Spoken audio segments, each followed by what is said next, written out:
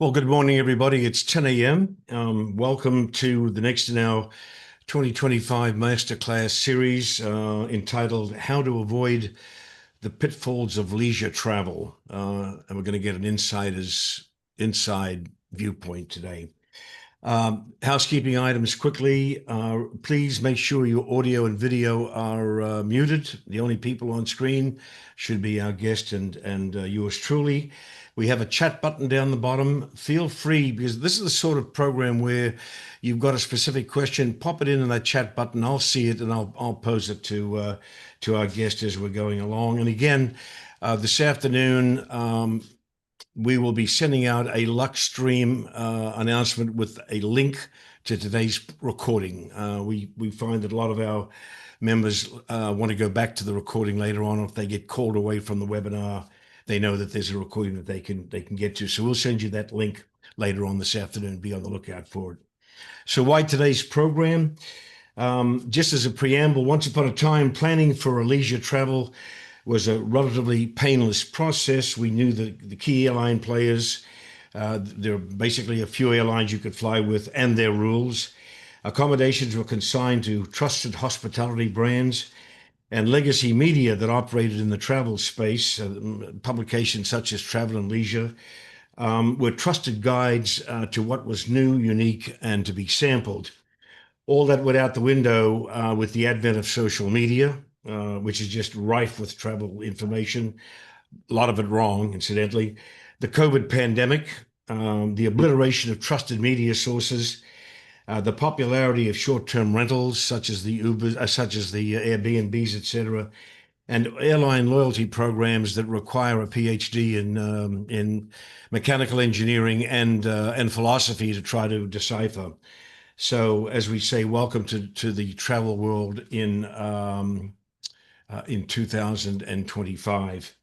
Today, we're fortunate to have as our Sherpa guide a seasoned professional who knows the nooks and crannies of leisure travel planning. Jeannie Kolkloff is the founder of the Los Gatos-based Riveting Trips organization, specializing in planning for travel-related sectors, including meetings and incentive travel, family travel, cultural travel, history and art travel, food and wine, and just good old plain independent touring. Um, GD is a virtuoso certified travel advisor. And for those of you who may not be familiar with the term, virtuoso is the creme de la creme in travel planning and in travel planning advice, with more than 20,000 advisors worldwide. And they tend to concentrate on the upper end, the luxury and experiential travel end. For the last 5 years, she's been acknowledged as a Condé Nast top travel specialist. She serves on the advisory board of Savure magazine. She's visited more than 30 countries and has lived in multiple locations, including the Bay Area, Washington, D.C., Los Angeles, New York City, Seoul, and her favorite, Rome. She's fluent in English, conversational in Italian, Korean, and Spanish. So we're fortunate to have her with us today to sort of wend our way through this labyrinth that travel planning has become. Jeannie, welcome. It's a pleasure to have you with us today. Ciao, Alf. Wow, I'm really impressed with all that stuff. Um, Thank you for joining, and I guess we can get started. We can. Listen, but just to sort of get the basics out of the way, without going into too much detail, 25 words or less sort of routine. Talk to me about a riveting trips assignment or project. A client comes to you. What happens from start to finish? Just in sort of headline form. Sure. If they're a new client, I'm assuming if they're a new client, then we usually have a intake call, whether it be Zoom or over the phone, lasts anywhere from 45 minutes to an hour. And we get to know the type of traveler they are, what kind of travel they've done in the past, if you're a more seasoned, sophisticated traveler, or if this is something new to you. And maybe the type of traveling is new. Maybe you're now traveling with your kids and grandkids. Maybe you're now an empty nester. So we get to know your likes, dislikes, the kind of hotels you like, the how fast-paced you want your travel, how bespoke you want it. And then based on that, obviously we talk about location, but really the call is about figuring out what kind of triggers you and what makes you want to travel and why you want to go to this destination, what kind of experiences you want to have. And then based on that, usually there's a planning fee, right? And then we work with providers, our, like you said, our Virtuoso network worldwide. So even if I've not been to that country, I have on country or in country support to help me, right? And then I will get a couple of quotes so that, it's also economically, even if it's luxury, right? We want to make sure you're getting the best bang for your buck. So we will talk to different providers and see who gets a better feeling of the client and then present those offers to you. And then we essentially just iterate, iterate, iterate until you're ready and you're really happy with whatever you want to go and do and How experience. how long does that process normally take? It's really up to the client, right? So sometimes the client says, I definitely know what I want to do. I want to do this, and it can be done within a week. Other times the client goes back and forth. So it's really down to client preference. So sometimes that process can take a week, sometimes it can take several months. So it's, And yeah.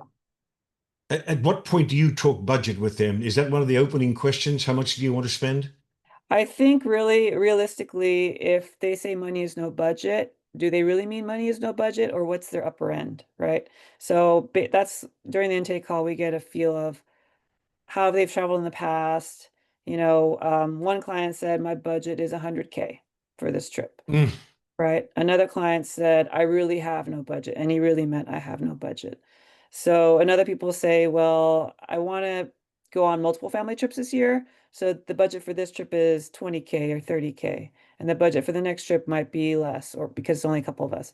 So I try to be honest because I say, I want to make sure that we're using the correct suppliers given the budget and the constraints or whatever you have. Understanding again that you're tending to operate at the higher level. You're not dealing with Right. Carnival Cruise Line and Amtrak. Given that scenario, a client comes to you and says, "My wife and I and two children, I want to go to Italy, and we want to spend 12 to 14 days there." Blah, blah, blah, blah, blah. What's the general budget for something like that? A sort of a 2 week stay, family of four, Italy today, nowadays. So after COVID, you might have heard of the COVID rampage of people booking so much travel after. So hotel rates have definitely gone up, right? Airfare has definitely gone up. So I would say hotel rates in Rome city center have gone up 30 to 40%, and they're building more and more luxury hotels.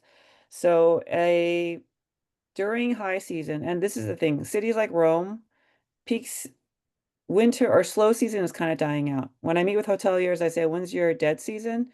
They say we have 2 weeks of dead season, really, like the first 2 weeks in January. So Rome and other cities like Paris and London are constantly busy because they have plenty of events, whether it be a leisure or corporate event. So they're pretty busy.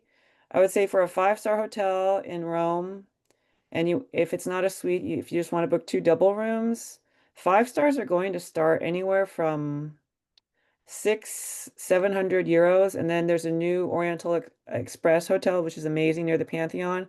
I believe their room starts at 1,800 euros a night. Mm.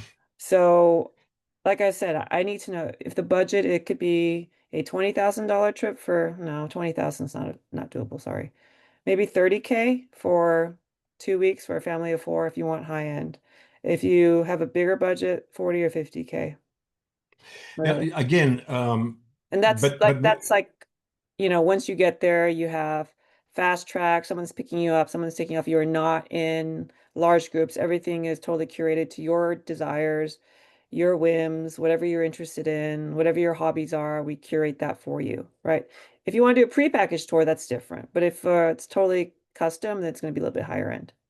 and that was my question. Having said that, we don't necessarily have to stay at a hotel that's 1,800 euros a night. No, no. We could stay at a three-star property for what, two, 300 Two, three euros, hundred maybe, 400? yeah, yeah. There's a few And great four stars, but they're even in cities like Rome and Paris, they're starting at 400, 500 a night right now. well, amazing. As they are in Napa, incidentally. All right, so let's go 30,000, and we'll start to get down into the nitty gritty. The a successful trip. Right? Client comes back and says, "Oh, this was touched by God." Right. What are from the client's point of view? What are the important planning steps to consider right up front before they even call you or decide to do their own research? What are the two, three, four, five essential planning steps up here in the mind of the client as they made the decision, we're going Right. to Tahiti? Okay. What are the steps? I would say really, I mean, a lot of the studies show in terms of travel planning that 75% of the energy is spent on the pre-planning. And then once you get there and then you come back, you kind of have that euphoria and you forget about it. And then you're like, oh, I want to book my next trip. But most people are really excited about that first stage, that pre-planning stage, right? So before a client calls, I would say, hey, why do you want to go to this place? What kinds of experience do you want to have? Who are you experiencing it with? Right? And why did you pick this destination? Is it a repeat destination for you? Is it somewhere you want to go and show it with new family and friends? You know, sometimes I have spouses that say, "Oh, my spouse has not been to, I don't know, XYZ country, and I want to explore it with them and I want to show them that." So those are the kinds of kind of more psychographic questions that I'd want to know. Why do you want to go? What's the experience that you want to have? Less in the budget. It's really the why and the what. What's driving you? And do you find that clients don't always do that? I think, you know, sometimes a client will say, for example, booking a graduation trip to Korea, right? And the mother is Korean, the husband is white. They live in Florida. They have two kids, and one kid is graduating from college, and it's going to be a college graduation trip. So I know up front that it's a college graduation trip. She wants to kind of splurge and enjoy this trip for her son. So that's a driver, and she knows that, you know, he's going to be off working soon or go to medical school or whatnot. So there won't be as much time to travel, especially when your kids get older. I'm finding that right now with my own children, like the more hobbies or the more activities they take on, the less time they have in their schedule to actually enjoy a family trip. Okay. Let's talk about the pitfalls. Common mistakes. Common mistakes Mhm. in planning, scheduling, in budgeting, in timing, the seasonality, using the internet, rating services, TripAdvisor, all that's what's the stuff that drives you insane? I think right now ChatGPT generated itineraries are a little bit crazy. Sometimes I have clients Really? that say yes. Sometimes clients will say, "Oh, I asked Chat what I should do for 2 weeks in Portugal." I had a client do that. And I think chat is only as good as the prompts you give it, right? So this person gave it a prompt, you know, give me a 2 week vacation in Portugal. And I told her that's what you have is your chat is having you zigzag through all throughout Portugal. You're starting in Lisbon, you're going up to Porto, you're going back down to Algarve. You're spending all your time in transit. You're not gonna actually see anything. Um, and also knowing what kind of traveler you want to be. Do you want to be, are you the kind of person that wakes up at 6 o'clock in the morning and is okay coming back at 10 o'clock and walking 30,000 steps?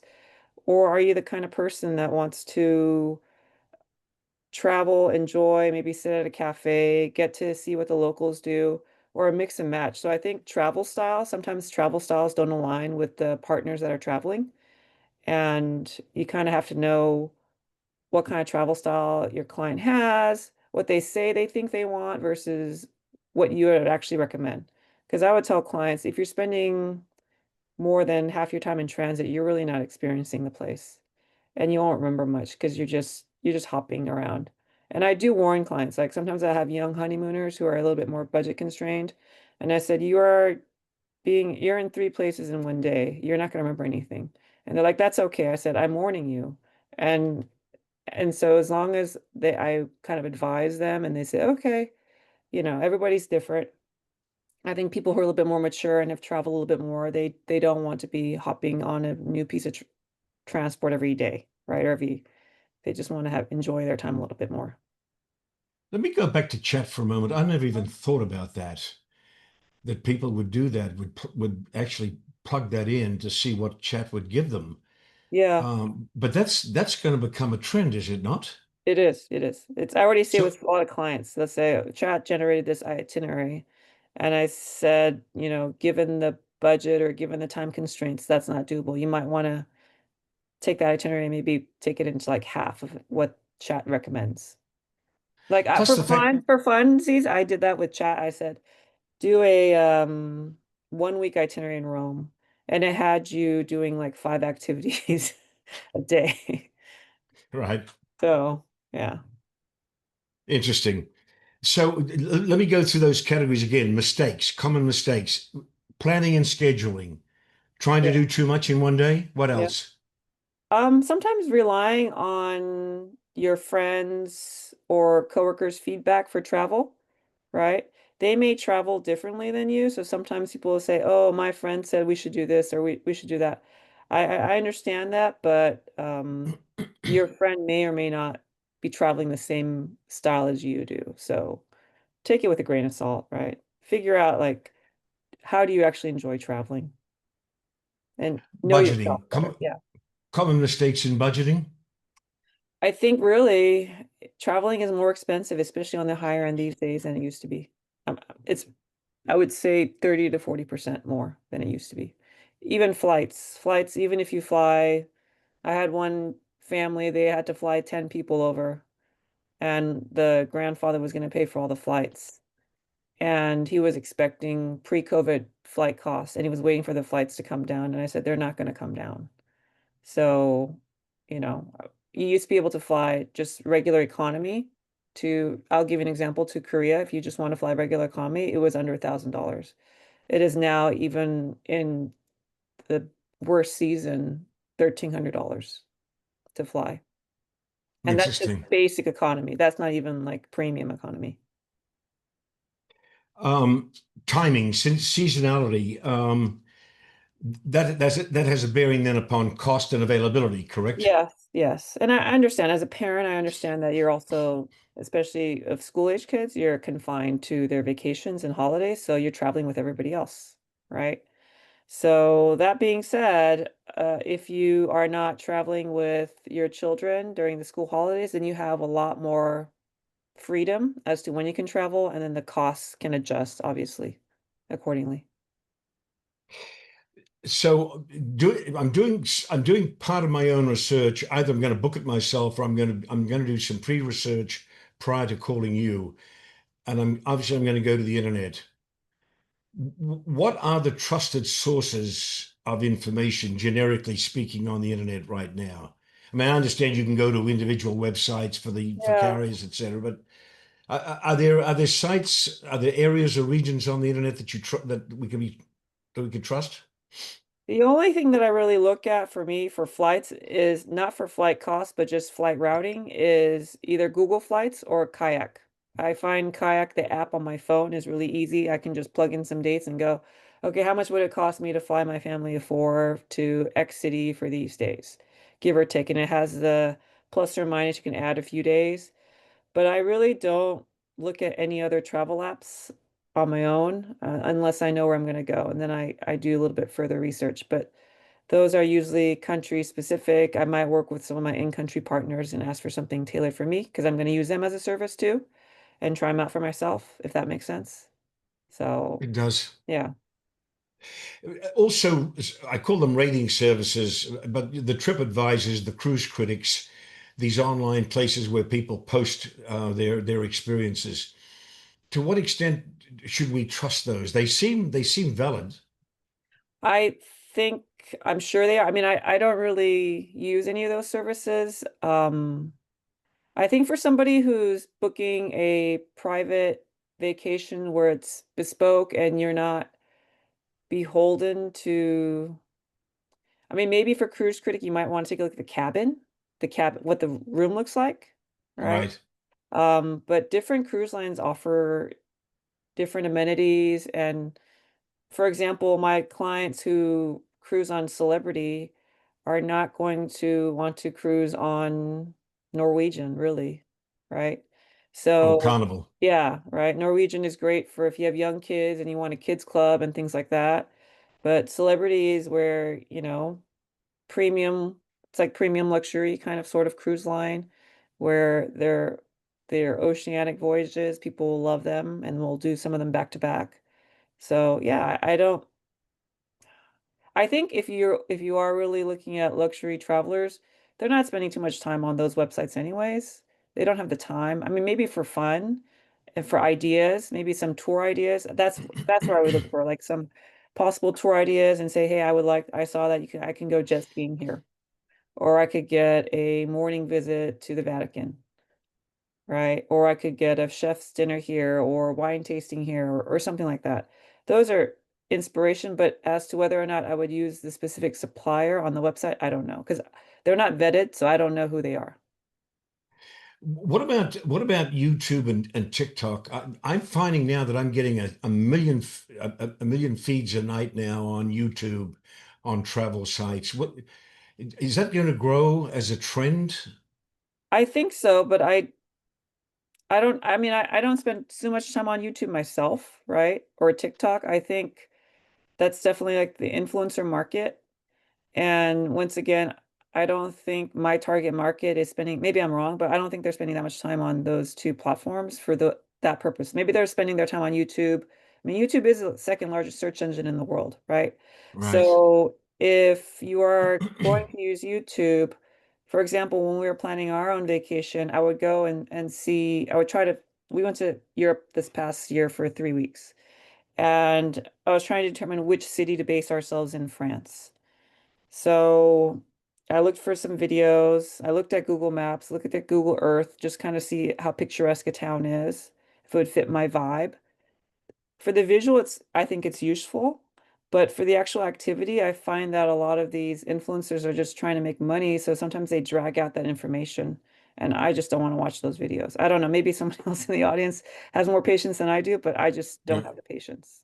A I, lot I of think it's the just, real I think the real value is if you want to see what cabin 407 is like on the Lido yeah. deck. That's probably there's probably somebody has put a video up there of it. Let's go back. I want to stay with money up front, and then we can Mhm. continue to work down. Again, in that budgeting process, um, I want to get the most out of my travel dollar. And by the way, that applies to the high end as well as the Right. low end. Yeah. Everybody wants to get it. So, how can I save? Where is the saving? If I'm trimming, where should I trim? And conversely, if I'm investing, because it is an investment, if I'm spending 20, 30, $40,000, it's an investment. Where do I invest? Where do I not cut? I think you could always mix and match hotels. You can mix and match, like a 4 and a 5 star, right? I would say you either start with the splurge or end with the splurge. That's what I would tell clients in terms of the hotels. If you want the end of your trip to have that splurge hotel, maybe that's where you put it. Maybe you don't want to put it at the beginning of your stay because then everything else after that may not be as exciting.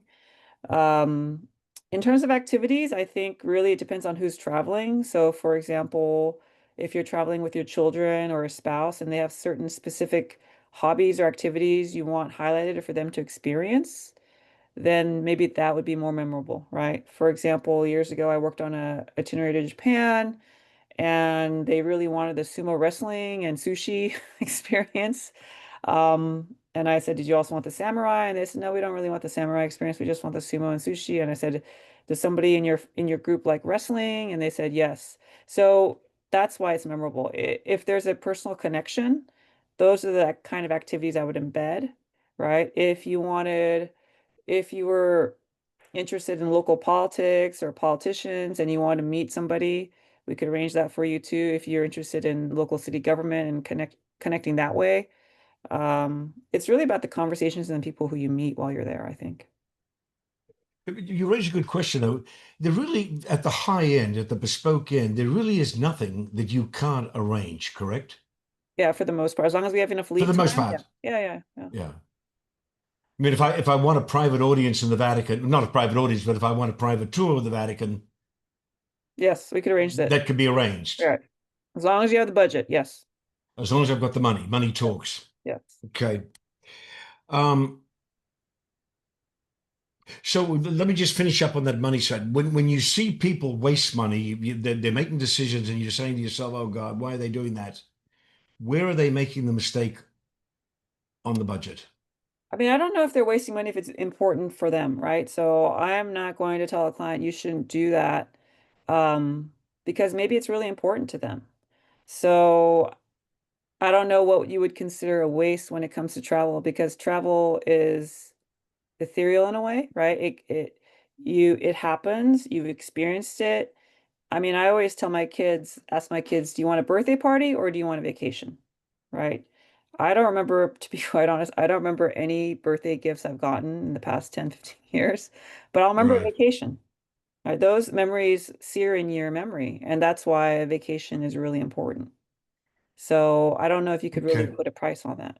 All right. Gotcha. Let's talk about changes in traveling nowadays that are causing angst. You talked about cost, right? Right. Just travel cost, airfares, etc. All the attendant costs, visas are now more expensive, passports are more. Is all of that going up as well? I believe so. And then now you see the European Union is actually going to implement their, electronic visa. The UK implemented it at the start of this year. But What's those that are going to all, cost? I mean, those things you can do it from your phone. I think the UK visa was £10 per person, right? And so if you're planning on traveling to London or Manchester, you can just do it on your phone. It's valid for, I believe, a year or two. Um, for your children under 18, it may be only as valid as long as their passport is valid for, so it's usually 5 years.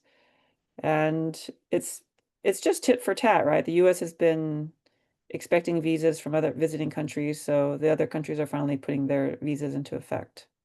So Given the shenanigans in Washington, D.C. right now, to what extent are the rules changing? Is it getting more difficult to get all the paperwork and the sort of the legalities out of the way? I don't think so. I think other countries, they realize that they're still heavily reliant on US travelers. Whenever I go to events, a lot of events in Europe, Asia, Latin America, and Europe, especially, they say their number one market is the American market, American specifically market. US, right? They're So not they're going talking to keep it easy. They're going to keep it for the easy most for part, right? us. I mean, they can't change the rules of the European Union or anything like that, but they're not going to make it extremely difficult for Americans to go and travel if possible. Jeannie, talk about air travel. I haven't been on a plane for some time, and I used to be on a plane 5 days a week. I'm a 3 million miler with Delta and all that sort of stuff. So I know, I know the old days on plane travel. Where has airplane travel changed dramatically and caused hardship for the passenger? Well, I mean, seats are getting smaller, right? Right, I think there's a lot of the airlines are spending more on the first class seats, and then the premium economy and the economy, every airline has different versions of premium economy. right. So you kind of have to make sure you're booking the right premium economy to see if it's actually premium economy. Business class, I think you just need to take a look at if you're really into flights and making sure that your plane will be good. You can usually tell based on Google Flights. Google Flights will let you know the aircraft that's going to be used. And so you can see how new or old the aircraft is, the layout of the aircraft. I say this as a precaution though, because your aircraft could change before you take off. So there's no guarantee that your live flat bed is going to be on a brand new plane because they may have to take that plane out of service and service it with something older. So, like I said, take that with a grain of salt, but you can usually tell what kind of aircraft you've been booked on or you will book. And use Seat Guru to determine what each seat is You like. I can, mean, I used yeah, to live yeah, on Seat Guru. yeah, exactly. Yeah. So Um, so from the airline's point of view, well, when you travel, what do you book for you and your family? I book direct via the airline. I usually Yes, don't use a third party, other than maybe like Amex sometimes, but I book premium economy, right? With family of four, we do premium economy. gotcha. And that's still, you know, if we traveling as much as we do, it can get kind of Get costly. up there. Yeah, you're already Yeah. spending probably about 10,000, 8 to 10,000 before you even land. Are there deals to be found in airline travel nowadays, or are they pretty much disappearing? I don't really, if you are traveling off season, yes, and you're kind of open to the airline, but I think if you don't have any airline affiliation or allegiance, then sure. But if you are, like I'm in San Francisco area, and so I'm SFO United. So if you're a United member, you try to stay within their alliance, right? To accrue the points and use their stuff like that. And I think the airlines I know there are other websites like 10X Club or people who try to open a brand new credit card to rack up the miles. And that's the whole credit card game. I think credit cards are slowly shifting their policies that I see people are not able to open up all these Chase reward cards to rack up their miles and kind of game the system, if so to speak. The reality is the loyalty, the airline loyalty programs, the value of those points is diminishing by the day. Yeah, they're not worth much. Exactly. Yeah. Uh, Just as an aside, there was an example. My wife once booked me to a trip to Australia, to Seoul, Korea, and then Korea down to Perth. And it was through Korean Air, and it was like 20,000 points, and it was business class the whole way. Where do you find those sorts of deals anymore? Are they there, or where do you prowl for that stuff? So for the premium economy, business and first class, I work with airline consolidators, right? So they buy those seats in bulk and hence they can usually offer clients a discount based on versus what you see online, right? So let's say a business class flight might cost 8,000. You can just email me and ask me for a quote and I might be able to get it for less. So then published rate. Gotcha. All right. Finally, security, TSA security, getting through.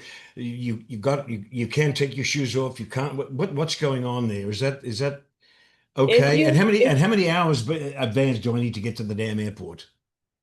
I mean, I fly out of SFO a lot and I just have global entry, TSA pre. I believe if you have clear also, you can just get by. It's pretty quick. And it's relatively quick coming back in for me too. Um, so it depends obviously what time your flight leaves, but for me it's maybe at most 10 minutes in line. I mean, I don't know when people are traveling. Maybe sometimes I see that a lot of people have TSA pre and global entry. But really, it's not been an issue for us, really. I mean, it's obviously not the best when you go to another country and you're in their line. So if you don't like waiting in those kinds of lines, there is a service that's called like a VIP airport transfer service, and it usually costs anywhere from $400 to $600 a person, and they'll just whisk you through all that, and you don't have to be in any of those lines, and you can be, you know, you might have to still wait for your luggage, but you'll be through the line in like 10, 15 minutes. Perfect. Let's talk about what's popular. Leisure travel again. Experiences, locations, countries, type of leisure. What's strong in the US right now? What's trending? For Americans, you mean outbound? No, for Americans staying inside the US. Okay, well, so that's interesting. So yesterday I actually went to an event in San Jose, and they were saying that Napa is still really popular. In fact, a hotelier in Santa Barbara was saying that she's having trouble competing with Napa, even though Napa rates are higher. But it's just the concentration of hotels and wineries in Napa Valley. Obviously, Hawaii is still very popular, right? Some people like to do some of those ranches like Blackberry Farm, Pause Up. It depends what kind of experience you're looking for. I have some clients already booking DC because DC is going to be celebrating the anniversary next year, right?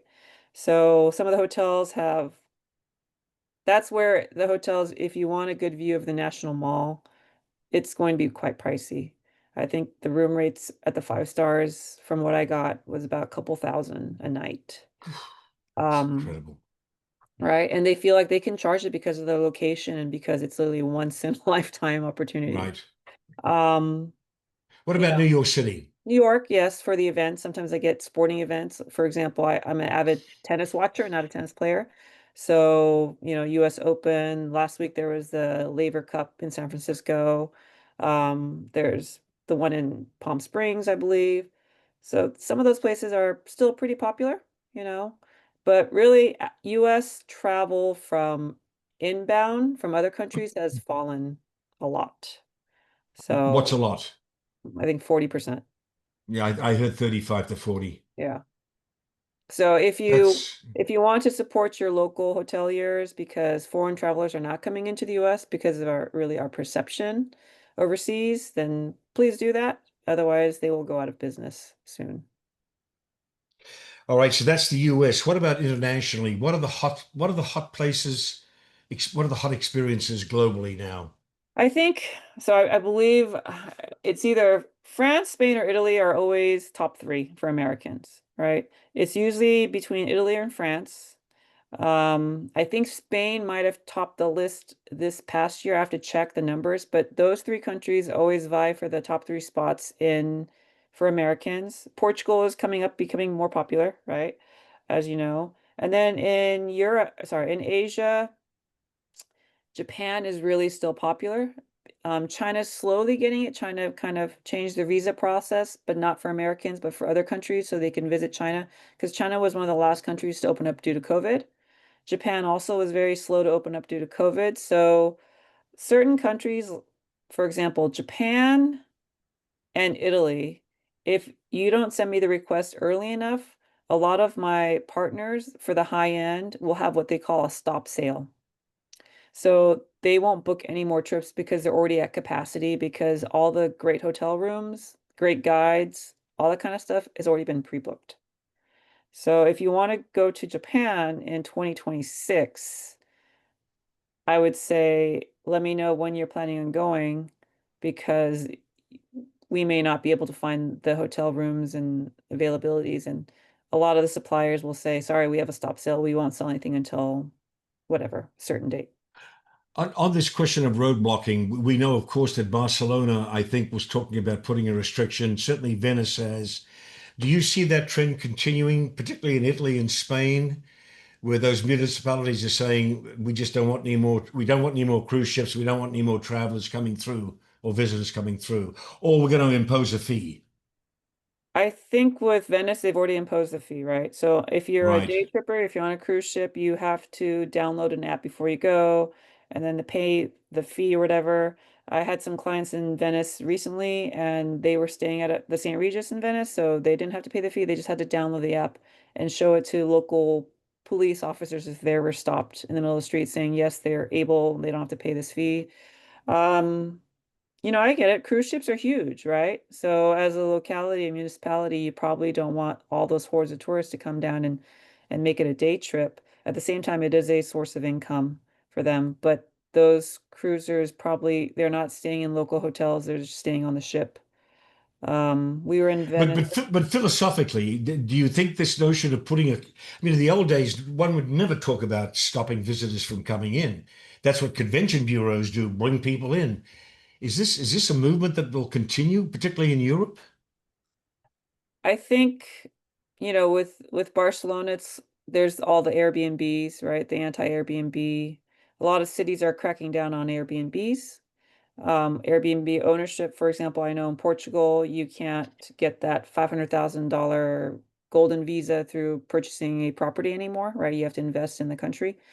Um, and, but these countries, whether they like it or not, they rely, tourism is their number one export, or so to speak, right? Their Right. economy. Or source of revenue. Yeah, source of revenue. So until they figure out something else to do, they're kind of stuck, right? And they need tourist dollars. And Americans per capita spend more when they travel, probably because we have shorter vacations than Europeans do, right? Germans Most get of it. 8 weeks of vacation, so they're not going to be splurging, $80,000 on a vacation if they have to do that, right? Because they have to live a little bit more economically.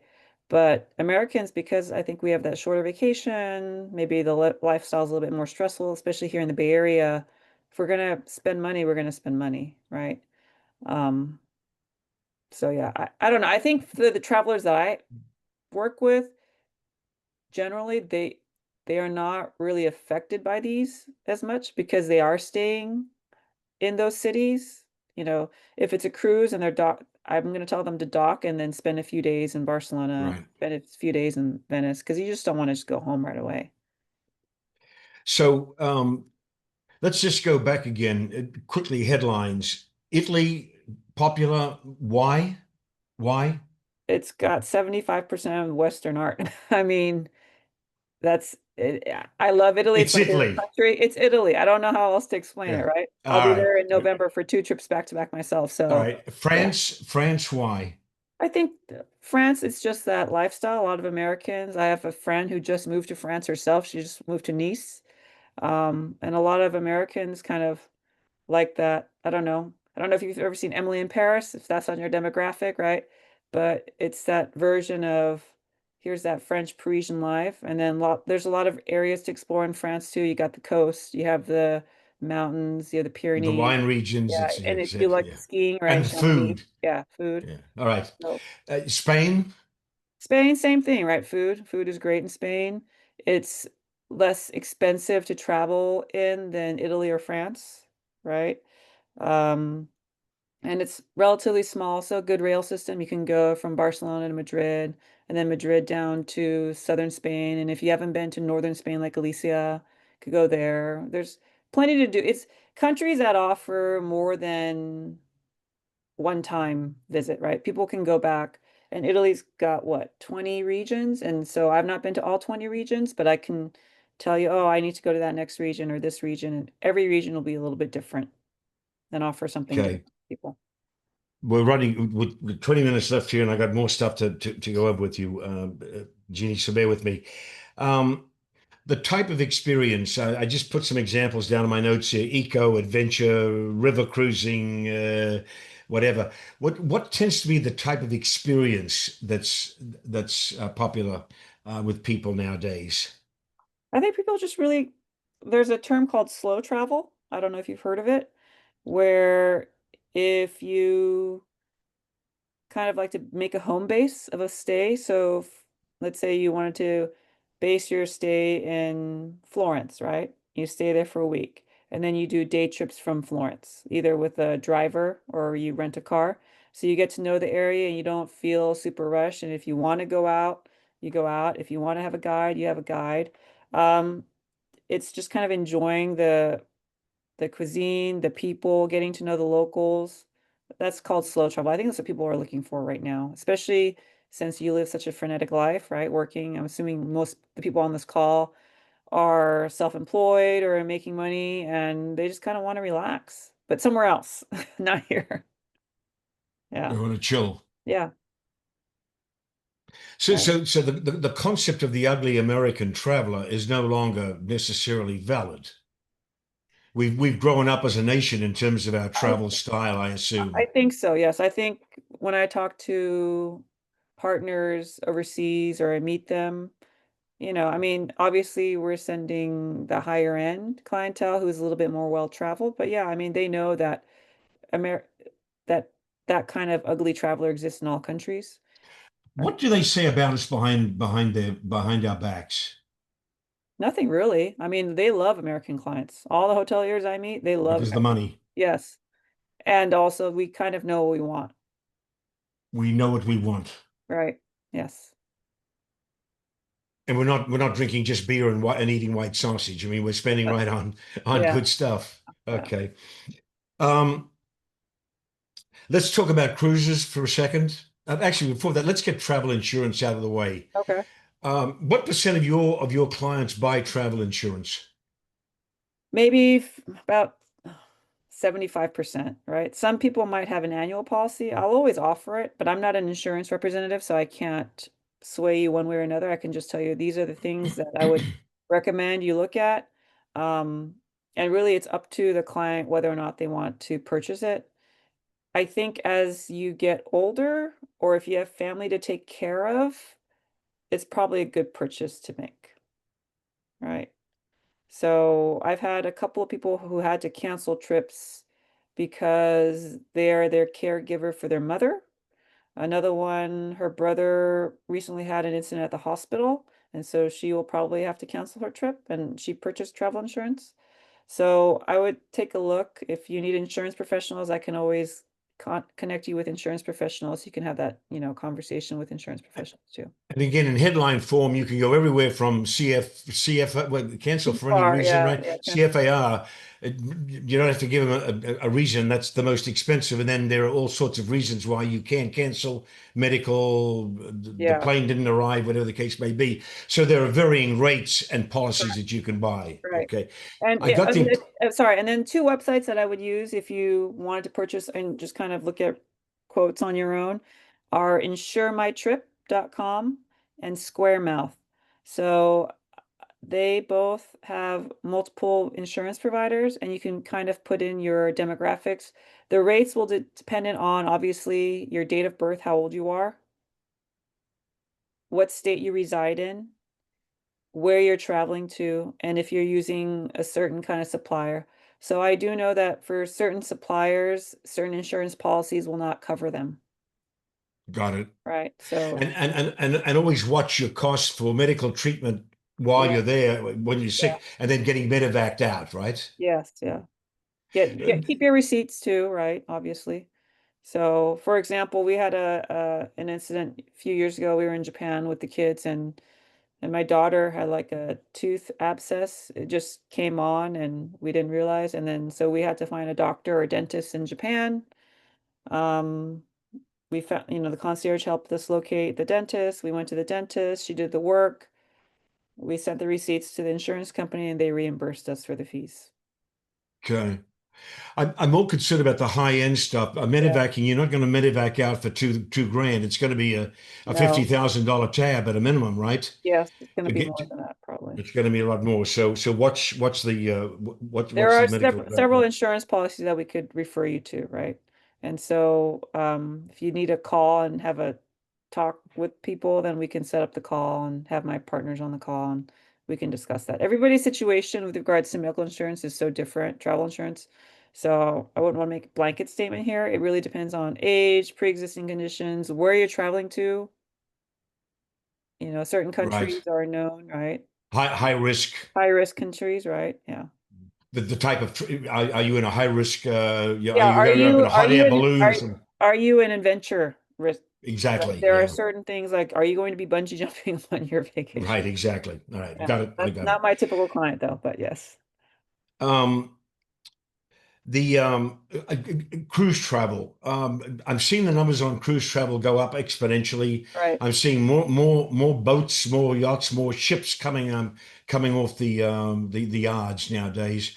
We've seen Rich Carlton in that space, Mhm. Four Seasons in that space, Explore right? journeys. Explorer Journeys in that space. Right. What's going on? There's just an abundance of people who love to cruise, right? So there's river cruising, there's even the um ocean cruising. I know a woman, she's going to do 7 cruises back to back, right? Essentially she's on a cruise ship for 7 weeks straight with her husband. And there's people who do the transatlantic journey where you don't see anything for, The repositioning yeah, cruises. Hmm. for a long, long time. All you see is water.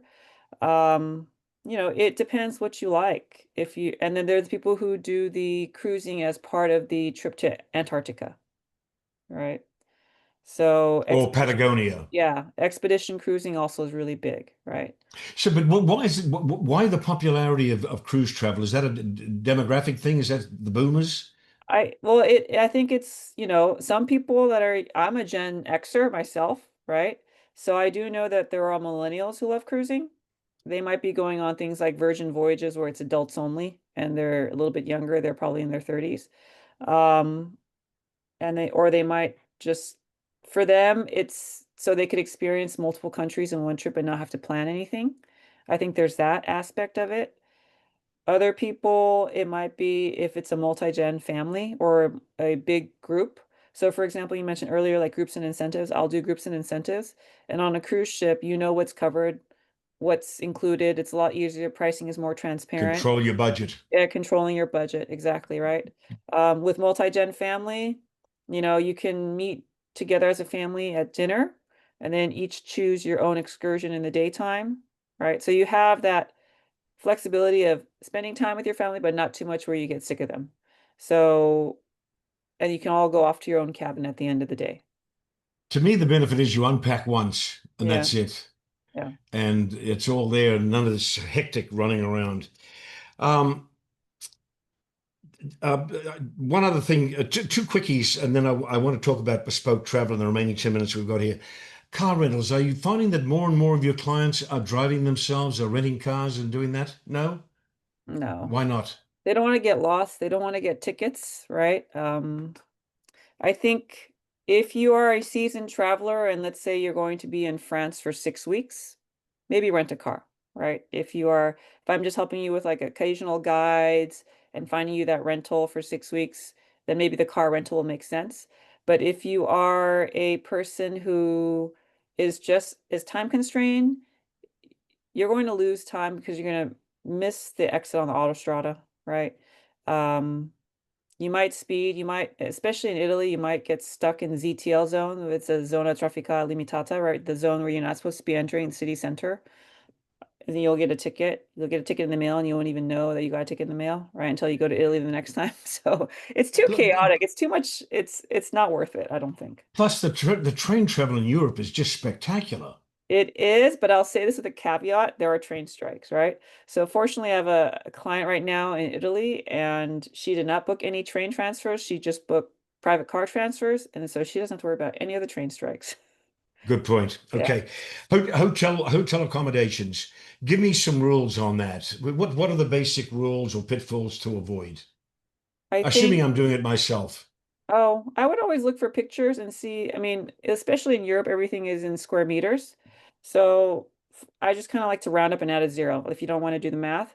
So 19 square meters might be roughly 200 square foot room. Right? And so just kind of know the sizing, the beds in Italy, for example, for a queen bed, they'll just smush two twins together sometimes, right? It's hard to find a Cal King unless you're doing a high-end luxury hotel. Figure out how much time you're going to be spending in the city outside walking. Do you want it? I prefer hotels that are more city center so I can just walk everywhere.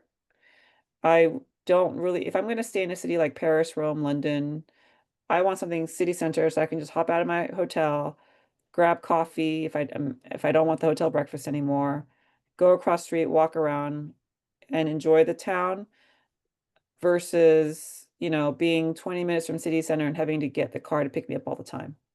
I think another thing that people don't realize is that in certain areas of Italy, like Puglia, for example, there's a city called Bari, that's one of the main airports. But everything outside of Puglia, outside of Bari, clients don't understand why car transfers are so much because that transfer that picks you up has to return back to Bari, right? So if you stay in a small town, which is very popular right now, Polignano a Mare, right, has that rockside cliff restaurant, and you stay there, there aren't that many five-star resorts there, and you want a car to pick you up and take you. Uber doesn't exist there, right? Right. Taxis, the hotel would have to call a taxi maybe a few hours prior. The taxi would pick you up from a larger neighboring town and then drop you off somewhere else. And the bus system is pretty much non-existent. So unless you rent your own car or hire a private driver, and people will ask me, why does a private driver cost so much? It's because they have to pay for that driver to get there, drop you off, and go back to their point, right? So, Stay with hotels for a moment. In the United States, by the time I pay the city tax, the state tax, yeah. the resort fee, the this fee, the purple head fee, whatever, I'm adding 30% onto my bill. Same principle overseas, particularly in Europe. I believe Europe has a lot of cities have their own individualized city hotel guest tax. If you're staying a certain number of nights, they add on per night. Yeah, Okay. So be aware of it. We're winding up here. Bespoke. I come to you, I want to spend $20,000 on my trip. right. Um, how much more am I spending? Let's be tawdry about this. How much more am I spending by coming to you than doing it by myself? I don't see. I don't know. It really depends, right? So if you say, I'm okay if everything is totally bespoke, those, I think it's the time that we save you, really. So I believe time is money. I mean, how much do you bill yourself, right? So if you're an attorney and you bill yourself at, I don't know, $450 an hour, $2,000 an hour, right? Do you really want to spend that much time? And a lot of people spend 30 to 40 hours working on their own trip. You could That's easily a be lot of time. yeah, you could easily be servicing another client and then passing that task off to somebody else. And not So, necessarily get the right advice anyway, if you're doing yeah. it yourself. So I think really I think of that whatever if I can do something and have someone else do it for me and outsource it, I'm going to outsource it, right? Like All for right. example, So I come to you. What are the top 4 or 5 benefits that I get from coming to somebody like you versus doing it myself. Forget the time aspect. Well, I think really we get to know you as a traveler, figure out what kind of travel do you want, right? Um, we converse with you. I will meet with clients multiple times. For example, I had these two older ladies that really got into Korean dramas and K-pop during COVID, right? And they had planned a trip, and they were both retired nurses living in Philadelphia, and they both had planned a trip to Korea, but it kept getting canceled because of COVID. So literally for 3 years, we had monthly calls talking about their trip because On that's what Zoom. on Zoom, because that's what made them feel at ease. So I will meet the client wherever they're at. If they don't want to talk to me after a couple times and they just want everything over email, that's fine. And then as their trip was coming up, right?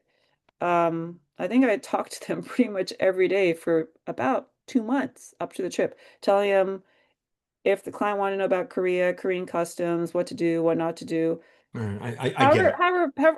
I will meet with you as much as you want. I know there are other travel advisors that say, okay, once you've paid me this much, I'll meet with you 3 times, work on the itinerary, 3 iterations, and that's it. All right. That's a bad advisor. Yeah. I'm open-ended. Whatever makes you feel comfortable, I can talk to you longer or more. Yeah. Once I book the trip, once I'm on the plane and I've started the trip, do I see you again or do I never see you again? You can if you want to, right? So that's the thing. If you want to, I usually create a WhatsApp thread with my clients. So some clients, they don't want to hear. And other clients, they're like, because of these two women, they became really friendly with me and now they text me just for fun. Um, they'll send me photos of their trip in Korea with their guides every day and giving me updates and stuff like that. I, So, I yeah. I would want you to help me if it's an emergency. Is that demanding too much from the travel advisor? No, but also we work with in-country partners, right? So if you want someone on your time zone, that's why we work with in-country partners. They Okay, would be on that WhatsApp thread too. that's part of the deal. Yep. We've got 2 minutes here. You ready? This is going to be Sure. rapid fire. Okay. Jeannie's favorites. Uh-huh. If there is one, your all-time favorite travel experience was Okay.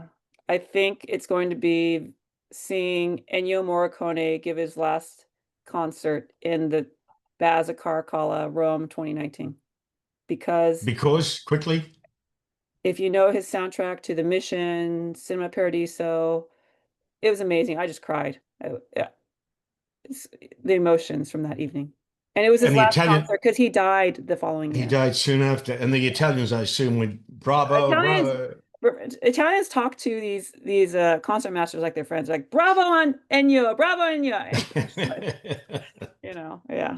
Italians are All right, cool. your favorite country is definitely Italy, right? Italy, yes. Inside Italy, what region, what city, what part? Rome, Rome. I mean, Rome, I know a lot of people despise Rome, but that's because you go to places where you see on the tourist maps. right? Yeah. So if you know the right places, Rome is Yeah, I think unparalleled. that whenever people say, "Oh, I had the crappiest meal at Rome," I said that's because you probably went on something and Right. yeah, yeah. Um, your favorite hotel or hotel chain or hotel flag? Right now, my favorite hotel is one that I went to in Rome. Is that Orient Express? It's amazing. It's secluded. It's right next to the Pantheon. You wouldn't even know it's there, and it is secluded. It's not like there's a big hotel, Bulgari hotel that people can just walk in and out, like random people walk in and out. The the Orient Express Hotel, the Minerva, random people just don't walk in. You only walk in if you're staying there. So, so it is ultimate privacy. It's amazing. And their To the rooftop is ex- amazing because you have a great view of the Pantheon in that area. Yeah. to the extent that we even care about what airline we're on nowadays, do you tend to favor an airline? I mean, I just take United because it flies out of SFO and Because that's it's what I love. SFO. It's okay. Yeah. Is there a dining experience that stands out? Dining experience. I mean, I've had quite a few Michelin star restaurants, but I think sometimes when you meet like an owner of agriturismo or wine bar. So a few years ago, I was in Sicily and this winemaker had catered all this food and it was amazing, right? It felt like it could have been kind of like a Michelin bib kind of experience, right? He had these wine barrels that were outfitted to have seats and you could eat inside them, right? A little kitschy, but very cute. He's a really great winemaker. Also in Spain, I went to another winery and they have those, I don't know all the terminology, but it looks like a big tube stopper, right? Where they take Right. the Yeah. cork and they The just, pipettes or whatever they call yeah, them. yeah. Yeah. And then they just pour the wine. You just kind of taste the wine. And Mm. she's like, oh, I just have this little spread for you. And it was just this massive spread of food. The charcuterie, Yeah, olives, and I think, Iberico. yeah, just the hospitality in the Right. hospitality business, right? Judy, we're at time. Okay. Is there a lesson you want us to take away today? I think just enjoy your travel, right? Life is short. Travel while you can. Don't wait till you're too old and infirmed or something. Enjoy it. You know, it doesn't have to always be a luxury trip. So even if it's not luxury trip, just reach out to me. I can see if I can help you, really, at the end of the day. If I'm spending $10,000 or $5,000, is that worth your while? I can at least tell you if it's worth my while. I think that's the easiest. We'll start with that. Got you. Yeah. But your sweet spot is where? I would say at least 4 star at 5 star. 5 star. Yeah. Got you. Gidi, thank you very, very much. I'll look at the camera. Thank you very much for the advice. We could go on for hours on this. I love this subject, incidentally, but we got the headlines today, and that's very, very important. Again, to our viewers, we will send out a link to our YouTube channel with today's recording, so you can go back and pick up stuff in case something flew by too quickly. And Jeannie, thank you for being with us, and I wish you a lot of great travel in the months ahead and the years Sure. ahead as well. I put my LinkedIn if anybody wants to connect there. That's in the chat. Excellent. Down there in the chat button. Yep. Okay. Okay. With that, ladies and gentlemen, we are adjourned, and happy travel and happy Okay. journeys. Thank you. Ciao. Ciao.